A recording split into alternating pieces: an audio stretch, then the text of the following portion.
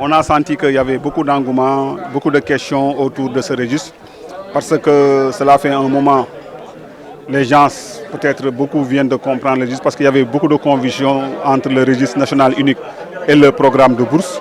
Je l'ai tantôt expliqué lors des débats que le programme de bourse tire ses bénéficiaires du registre national unique, qui est un outil d'aide de prise à la décision.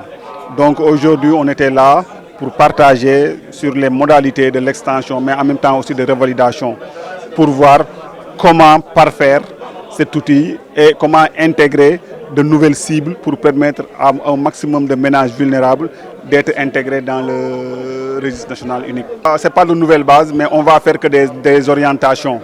Ce qu'on va faire surtout, c'est de définir et de partager des critères. Parce qu'avant, ce qu'on faisait souvent, c'était surtout la question de pauvreté. Mais aujourd'hui, on parle aussi de vulnérabilité.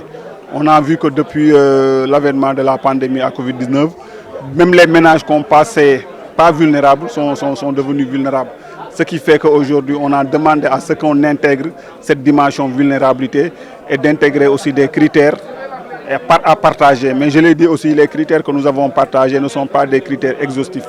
Aujourd'hui, suivant les zones, suivant les villages, quartiers, communes, etc., il peut y avoir d'autres critères. Aujourd'hui, le préfet parle des villages déplacés qui pourront être intégrés dans les critères pour voir comment les prendre en charge.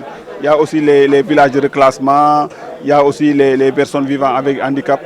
Toutes les couches qui ont été laissées en rade, c'est le moment de les intégrer dans le fichier.